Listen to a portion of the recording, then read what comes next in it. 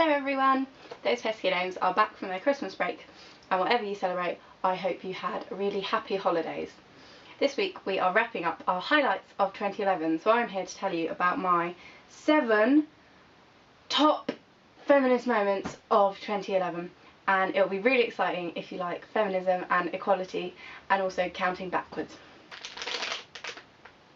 I've been celebrating Christmas by eating loads of Rolos. Rolo, if you want to sponsor me, I'm here for you. I should also mention that even though I'm counting from 7 to 1, what's at number 1 is not like the most important moment of 2011, and it's not like more significant or better than the other moments. There's not really any order to this, I'm sorry, this is just the order I thought of them in. Number 7, the ageist Countryfile case. Miriam O'Reilly was dropped from the BBC programme Countryfile in November 2008 when the show moved to a primetime slot. O'Reilly was dropped because as an older woman she was unsuitable, as clearly viewers are only capable of listening to a female presenter when they're young and stereotypically attractive. This year, Miriam O'Reilly won her employment tribunal against the BBC, thus striking a blow against ageist douchebag executives everywhere. Number 6. The first gay raffle kiss. In the US Navy, it's common practice to pick the first person off the boat to greet their loved ones, and you pick this lucky officer by raffle.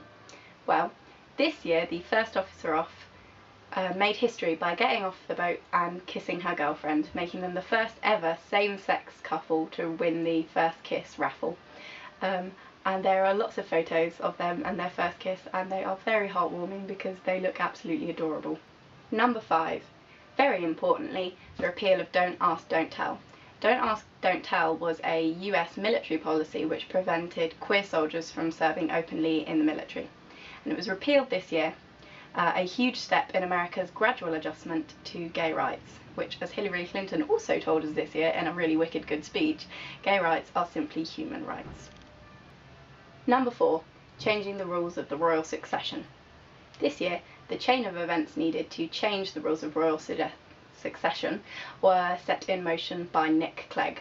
Currently, the British monarchy operates on a basis of male preference primogeniture, where sons are given preference to inherit the throne over daughters. After these rules have been given parliamentary approval by the 16 Commonwealth countries, we will move to adolescent primogeniture, so basically there will be no more gender discrimination when deciding who inherits the throne, and you know what, it's about bloody time they changed it. Number 3, the Ugly Mugs project. It's such a good first step that I hesitate to talk about this in case like a cruel swoop of fate decides that actually we can't have it after all. But fingers crossed, here we go. In the UK currently, in certain regions, some sex workers are given pictures of ugly mugs. Pictures of clients who are known to be physically or sexually violent and abusive. This year, the UK Equalities Minister, Lynn Featherstone, decided that she wanted to collate these pictures and turn it into a nationwide ugly mug database to make it easier for sex workers to see which clients would potentially be abusive or had a history of violence. It's so amazing to see the UK take a step away from criminalising sex workers and towards actually protecting them and help keeping them safe. So fuck yeah, the Ugly Mugs database, and next up, legalise brothels maybe. Number 2, the FBI's redefinition of rape. The FBI used to define rape as the carnal knowledge of a female forcibly and against her will, a definition that has been there since 1929. Accepting that a sexual assault is a rape only if it fits these really narrow and restrictive definitions really dismisses and denies a lot of people's very real experiences with sexual assault and rape. The new definition defines rape as penetration, no matter how slight, of the vagina or anus with any body part or object, or oral penetration by a sex organ of another person without the consent of the victim. This now includes non-penile vaginal rape, takes away the preconditions of forcible and the idea that the victim has to be a female. Hopefully this new and fuller understanding of what actually constitutes rape and what rape is will lead to more attention and more resources being dedicated to eradicating it altogether. Number 1. Andy Levy's stand against domestic violence. You probably all remember the incident in 2009 where Chris Brown was arrested for physically assaulting his then girlfriend Rihanna.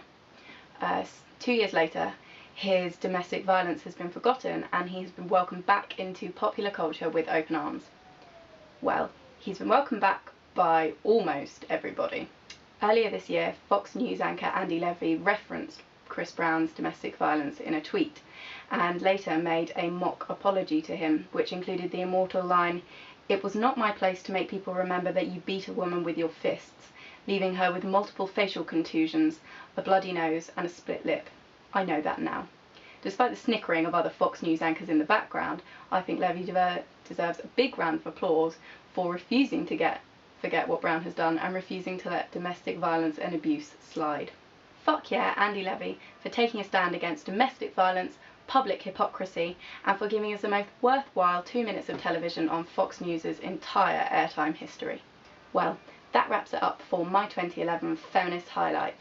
As per usual, not everything that I could have mentioned could make it into this video.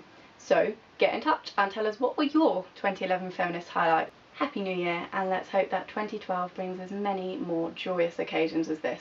And I hope you all have a good New Year's and that it's not the terribly depressing, expensive alcohol and tears fueled misery that it normally is.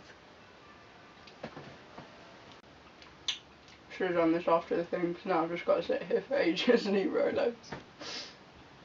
It's not attractive or polite.